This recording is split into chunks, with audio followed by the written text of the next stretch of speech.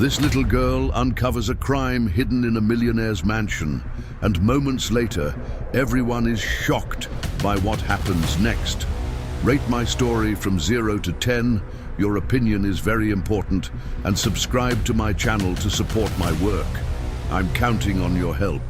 The sweltering heat of Savannah, Georgia, hung over the dusty streets like a thick blanket when Willow first appeared in the gardens of the Sterling estate. The 4-year-old girl, with her dark hair plastered to her forehead with dirt and sweat, crawled among the rose bushes like a hungry ghost. Her tiny hands trembled as she plucked fallen petals and tried to bring them to her mouth, imagining they could satisfy the hunger that had been gnawing at her for days. Dolores Johnson was watering the begonias when she heard the subtle rustling coming from the bushes. At 45, the housekeeper had developed a keen maternal instinct after raising 3 kids on her own. She approached slowly, fearing she'd find an injured animal, but instead she was met by those enormous, frightened eyes staring at her through the leaves. The child was skeletal, wearing only a tattered t-shirt and dirty underwear, her bare feet covered in cuts and scratches. "Good heavens," Dolores whispered, dropping the hose and crouching down. "Are you okay, honey?" Willow shrank back even further, like a cornered animal. She'd learned that adults usually meant danger, yelling or hitting, but there was something different in this woman's voice, a sweetness that made her hesitate instead of running. "Are you hungry?" Dolores asked, extending her hand slowly. The word hungry made the girl's stomach rumble loudly, betraying her desperate need. She nodded slightly, her eyes never ceasing to scan for possible escape routes. Dolores felt her heart break. In 20 years working for the Sterling family, she had never disobeyed a direct order from her employer. Arthur had been clear. No strangers were to enter the property. After losing his wife Eleanor in a car accident 3 years earlier, he had become a bitter and reclusive man, avoiding any contact with the outside world. But how could she let a hungry child suffer there, just yards from the mansion's abundant kitchen? "You stay right here and I'll get you something to eat," she murmured, glancing nervously at the house windows. Willow remained still while Dolores hurried to the kitchen. The housekeeper quickly prepared a plate with fruit, bread, and a glass of warm milk, constantly checking to make sure her employer wasn't around. Arthur spent most of his time locked in his study, dealing with the growing financial difficulties of his agricultural supply company, but she couldn't risk being discovered. When she returned to the garden, she found Willow exactly where she had left her, as if afraid to move. The girl devoured the food with a heartbreaking urgency, swallowing large pieces without chewing properly, as if fearing someone would take the food from her hands at any moment. "Slow down, sweetie," Dolores said, gently stroking her tangled hair. "Where are your parents?" Willow stopped eating for a moment, her eyes filling with a sadness that no child should carry. "Grandma Ruth went to heaven," she whispered. "Now it's just me." The name made Dolores freeze. Ruth Jenkins had been housekeeper for the Sterling family for over 30 years until she retired 5 years earlier. She was a gentle woman who always spoke lovingly about a granddaughter she was raising alone after her daughter had left. "Could this child be... Was Ruth your grandmother?" she asked, barely managing to control the emotion in her voice. Willow nodded, wiping the crumbs from her face with the back of her hand. She used to tell stories about this big house, said there was a vault where Mr. Sterling used to keep important secrets. Dolores felt a chill run down her spine. Ruth really knew every corner of the mansion, but she had never spoken about vaults or secrets to her. How could a 4-year-old child know such details? "What kind of secrets?" she asked, more out of curiosity than believing the girl could know anything relevant. "Grandma said she saw Uncle sleeping in the big vault when she was little like me," Willow replied, her eyes shining with the innocence typical of her age.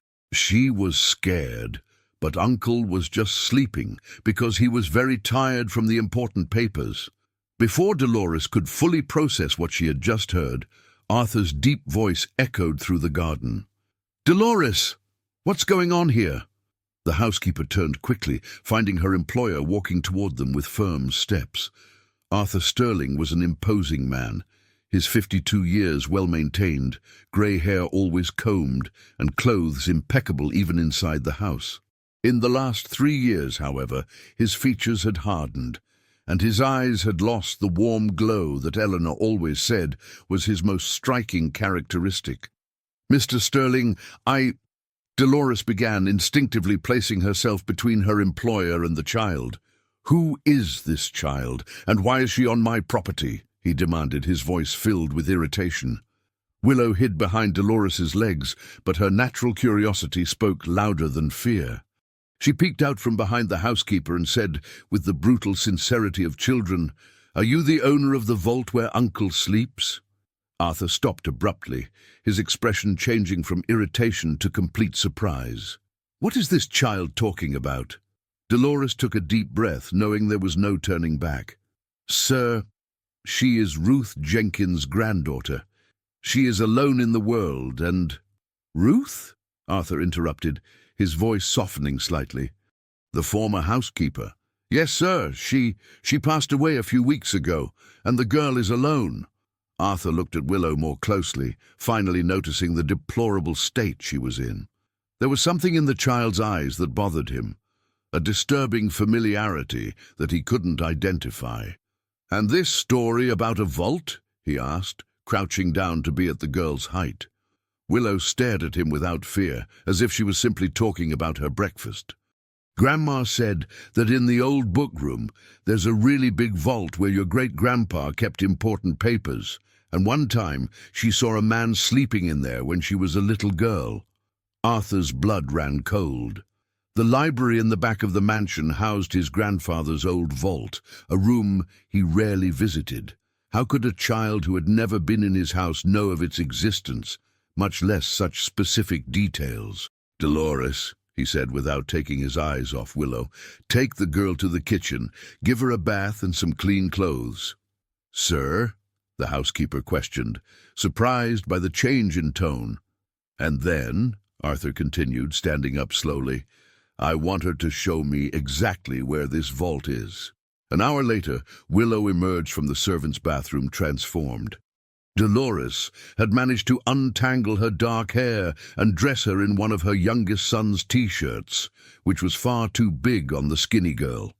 The housekeeper watched with concern as the child's ribs showed through her skin, evidence of weeks of severe malnutrition. "Now you smell like a princess," Dolores said, trying to maintain a cheerful tone while drying Willow's hair. Inside, her mind was seething with questions about how Ruth had allowed her granddaughter to reach such a state. The former housekeeper had always been meticulous and caring. Willow smiled for the first time since arriving, revealing small white teeth in contrast to her sun-tanned skin. "Grandma used to say I was her backyard princess." Dolores's heart squeezed. "And where did you two live, honey?" "In the little house behind the old church. But the man from the city said I couldn't stay there anymore." Willow swung her skinny legs as she spoke, as if discussing something commonplace. "Grandma got very sad before she went to heaven. She said she didn't know what was going to happen to me."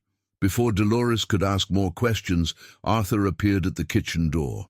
He had changed out of his suit into more casual clothes, but his posture remained rigid. During the last hour, he had tried to convince himself that a 4-year-old child couldn't know anything important about his house, but curiosity consumed him. "Ready?" he asked, addressing Willow with a formality that couldn't disguise his nervousness. Willow jumped off the chair and ran to him, taking his large hand with surprising naturalness. "I'm going to show you Grandpa's vault." Arthur was surprised by the girl's spontaneous gesture. It had been 3 years since he felt the innocent touch of a child, and something in his chest tightened painfully. Eleanor had always dreamed of having children, but they never managed to. Now with her gone, the house had become a mausoleum of silent memories. Willow led him through the mansion's corridors with a confidence that left him increasingly disturbed. She knew every turn, every door, as if she had grown up there. They stopped in front of the library in the back, a room that Arthur rarely frequented since Eleanor, who loved reading among the dusty shelves, had passed. "It's here," Willow said, releasing his hand and walking straight to a specific section of the wall. "Grandma said there's a hidden button behind the red books." Arthur followed her, his heart beating faster. He watched as the girl pointed to a row of old commercial law books that belonged to his grandfather. With trembling hands, he moved the books and found a discreet mechanism that revealed a hidden panel in the wall. "How did you know that?" he murmured, more to himself than to her. "Grandma told it like a game," Willow replied, watching fascinated as the wall opened, revealing an old wrought iron vault. "She said it was very heavy and needed magic numbers to open." Arthur contemplated the vault he hadn't opened for at least 10 years. He had inherited the combination from his father, but he rarely had reason to access it. He kept only a few old family documents and some of his mother's jewelry there. He typed the combination he had memorized since he was young, his grandfather's birth date.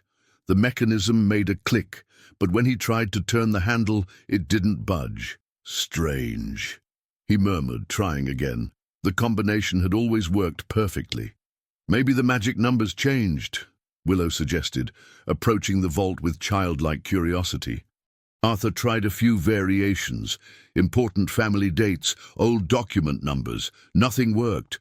A growing uneasiness settled in his chest. Who could have changed the combination? Only 3 people knew the secret: himself, his late father, and Wes, he whispered, the name coming out like a curse from his lips.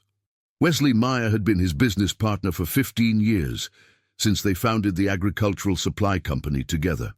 More than that, he was like a younger brother, raised by the Sterling family themselves after he was abandoned as a baby on the mansion's doorstep. Ruth had been the one who found him and convinced Arthur's parents to raise him as their son. "Who's Wes?" Willow asked, pronouncing the name with difficulty. "Someone I trusted," Arthur replied bitterly, the reality beginning to form in his mind. If Wesley had changed the combination, that meant he had access to the family's documents. Documents that included old contracts, wills, and company shares. In recent weeks, Arthur had been facing inexplicable financial difficulties. Old clients were cancelling contracts without justification. Suppliers were demanding advance payments, and the bank was questioning the company's ability to pay. Wesley always came up with plausible explanations: crisis in the agricultural sector, unfair competition, market fluctuations. "Dolores!" he shouted, his voice echoing through the mansion. The housekeeper appeared running, worried by the urgent tone of her boss. "Yes, sir? I need you to call a locksmith, now, and then contact my lawyer, Dr. Nathan Blackwood." "Is there a problem, sir?" Arthur looked at the closed vault, then at Willow, who was watching everything with her big, attentive eyes. The girl had brought more than just memories of her grandmother. She had brought the key to unlocking something he suspected had been happening for months. "Maybe," he replied, crouching down to be at Willow's height. "Do you remember anything else your grandmother told you about this house?" Willow bit her lower lip, concentrating. "She said the uncle who grew up here acted different after Grandpa went to heaven, that he messed with the important papers when nobody was looking." A chill ran down Arthur's spine. His father had passed away 5 years earlier, leaving him as the sole heir to the family fortune and the company. Wesley had received a smaller share in recognition of his years of dedication, but he never showed resentment, or at least Arthur had never noticed. "When did your grandmother tell you these stories?" he asked, trying to keep his voice calm. "When she got sad, thinking about the job she lost," Willow answered innocently. "She said she had seen things she shouldn't have seen, but she couldn't tell anyone because she was scared." Arthur vaguely remembered Ruth abruptly resigning 5 years earlier, claiming health problems. At the time, he was dealing with his father's death and the inheritance procedures, as well as the first signs of estrangement from Eleanor. He didn't question the former housekeeper's reasons. Now he realized that perhaps he should have paid more attention. The sound of the doorbell interrupted his thoughts. Dolores had managed to contact a locksmith who could come that afternoon. While they waited, Arthur found himself watching Willow with a mixture of gratitude and apprehension. The girl had appeared in his life like a ghost from the past, bringing revelations that could change everything. "Mr. Sterling," Dolores said hesitantly, "what are we going to do with the little one? She can't stay on the streets." Arthur looked at Willow, who had settled on the Persian rug in the library and was drawing imaginary patterns on the fabric with her finger. For the first time in 3 years, his house didn't feel completely empty. "For now, she stays here," he decided. "At least until we resolve the vault situation." What he didn't know was that, at that very moment across town, Wesley Meyer was receiving a call that would make him drastically accelerate his carefully laid plans. The locksmith arrived promptly at 5 in the afternoon, a short, grey-haired man who'd been working with old vaults for decades. Arthur watched anxiously as the professional examined the mechanism with special magnifying glasses, making notes in a worn notebook. "Interesting," the locksmith murmured after a few minutes. "The combination was changed recently, I'd say about 6 months ago. Whoever did it knew the model well because they managed to reprogram it without damaging the original system." 6 months. Exactly when the company's financial difficulties began to intensify. Arthur felt a cold rage growing in his chest, but he maintained his composure in front of Willow, who watched everything with childish fascination. "Can you open it?" he asked, his hands clenched into fists. "Of course, but it will take a few hours. It's delicate work."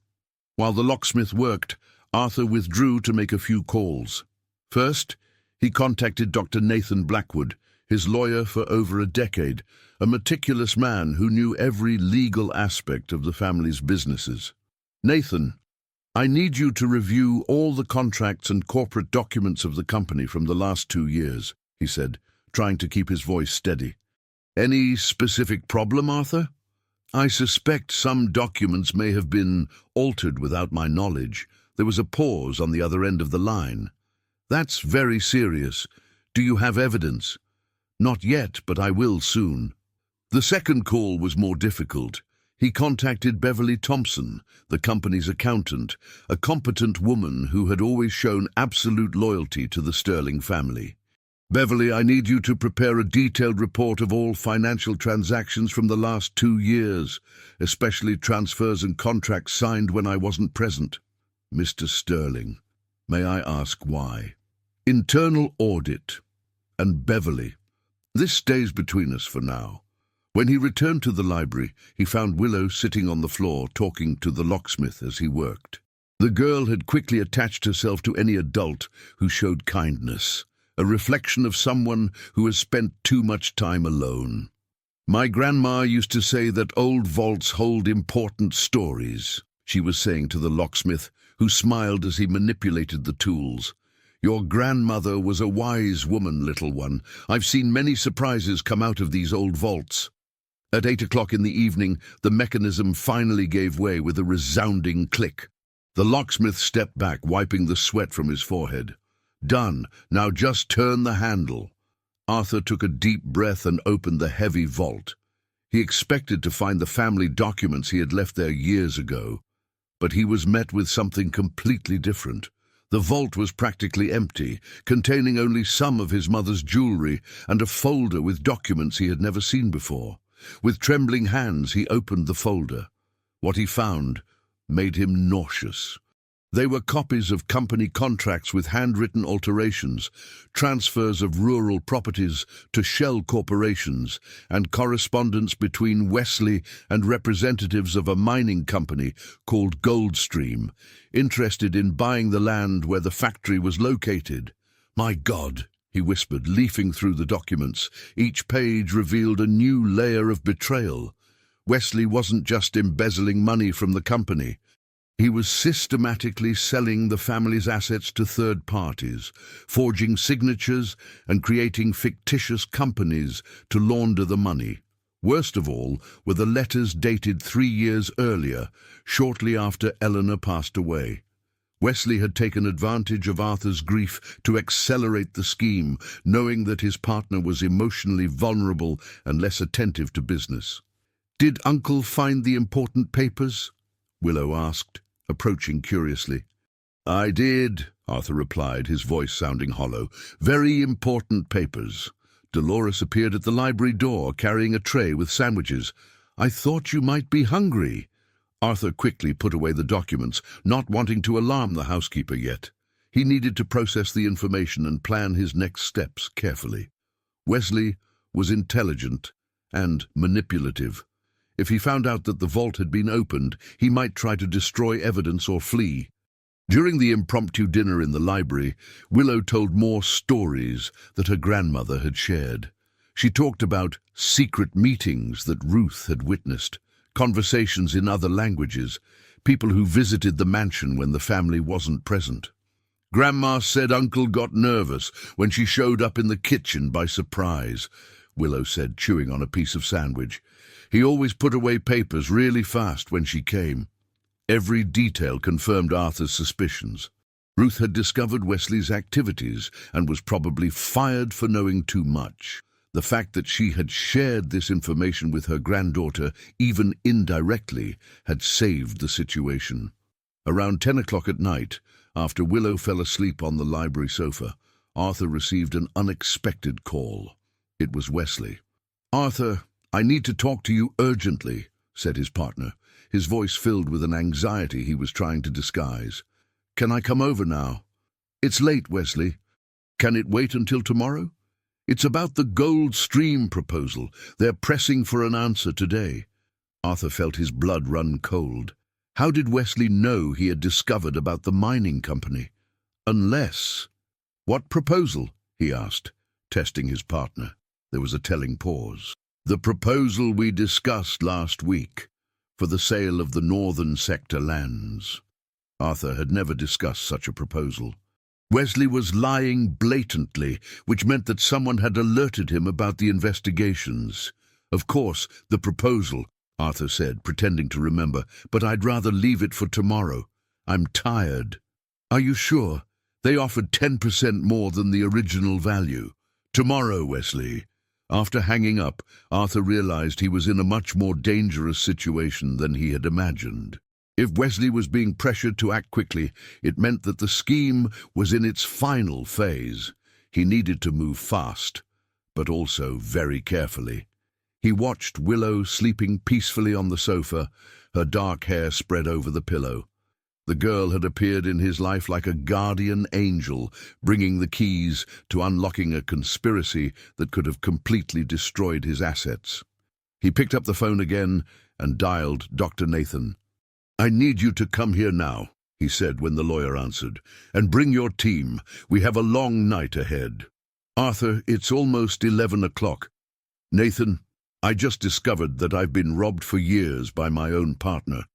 If we don't act tonight, tomorrow may be too late." While waiting for the lawyer to arrive, Arthur settled into an armchair near the sofa where Willow was sleeping. For the first time in 3 years, he felt he had a clear purpose. It wasn't just about recovering his assets. It was about protecting the legacy that Eleanor had always dreamed of leaving and ensuring that children like Willow had a better future.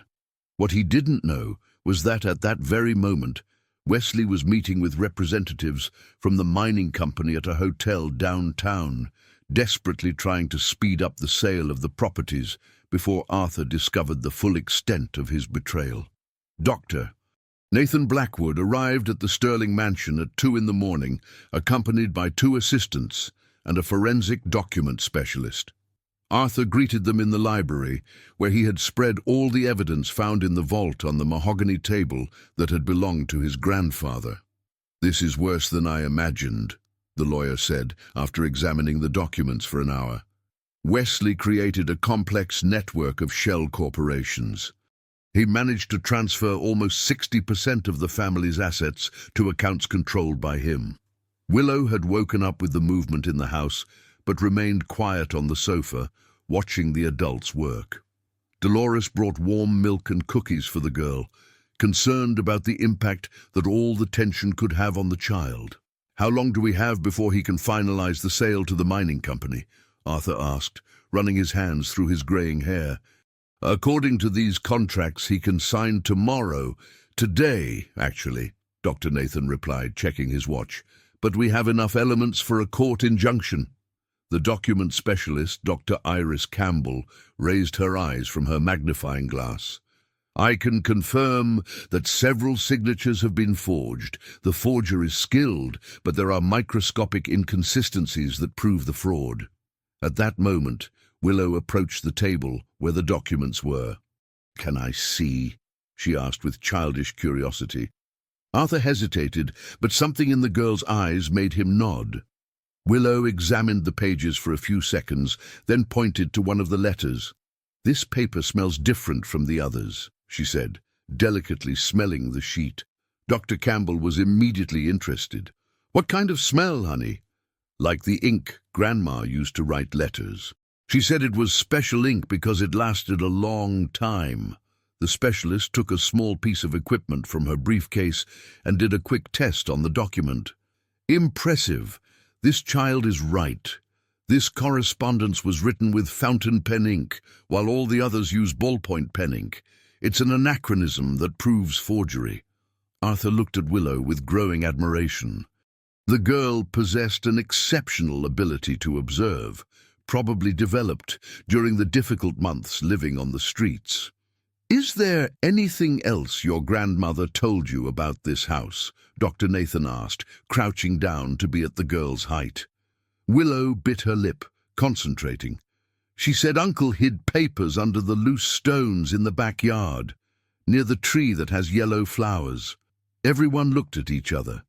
Even though it was dawn, they decided to check.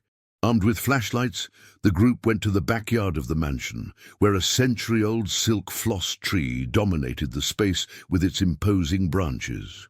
Willow walked straight to a specific area near the roots of the tree.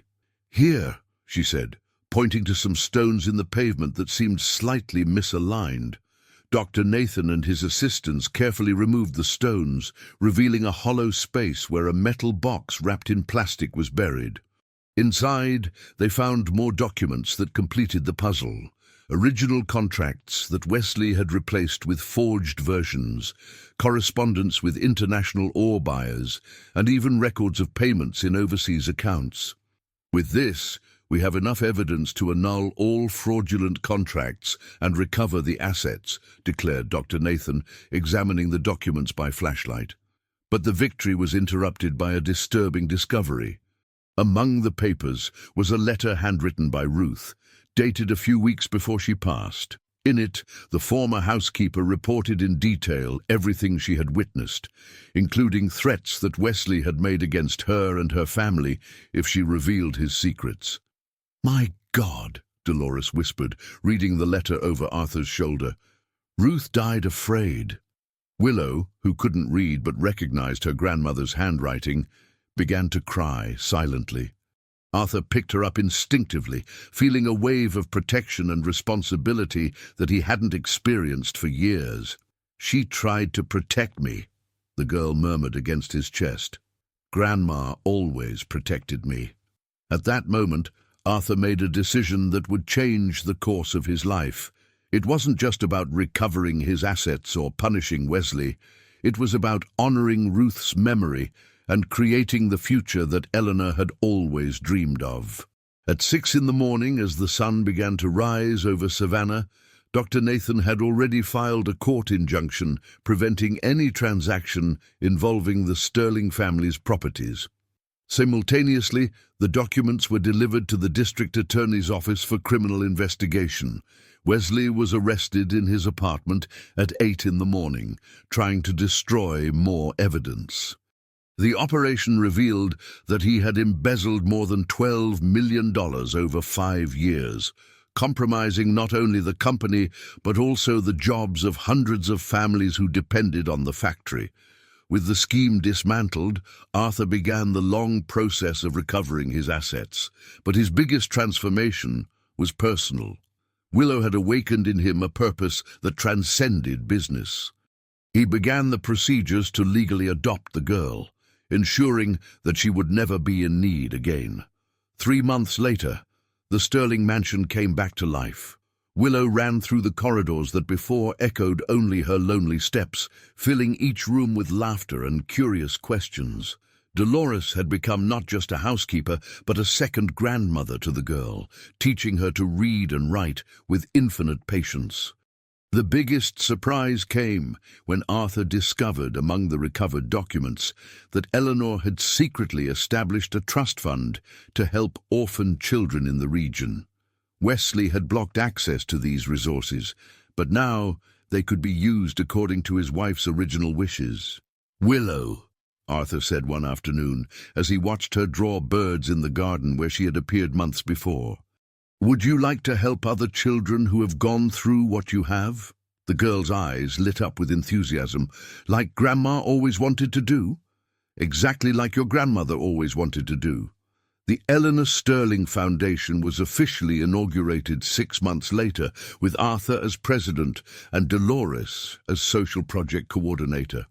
Willow, now 5 years old and legally adopted, participated in the ceremony wearing a blue dress that Eleanor had chosen years before, dreaming of the day she would have a daughter.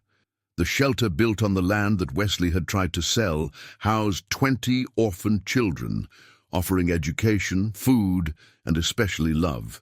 Each of them represented a second chance, just as Willow had been for Arthur. "Dad," Willow said one night, using for the first time the word that Arthur never thought he would hear. "I think the Grandma and Mom Eleanor are happy up there in heaven." Arthur hugged her, feeling a peace he hadn't known for years. "I'm sure they are, honey, and they're proud of you." As Willow fell asleep in his arms, Arthur looked out the window of the room that was now hers, decorated with drawings of birds that she constantly made. The girl had arrived in his life like a hungry ghost, but revealed herself as an angel who saved him from the darkness of grief and loneliness. The house that was once a mausoleum of sad memories now echoed with the future. And in that future, no child would be alone, as long as Arthur Sterling had life to protect them. If you enjoyed this video, please subscribe to my channel. I promise to bring you videos every day that will make your life happier. Comment on what you thought of my story, giving it a rating from 0 to 10. And thank you very much.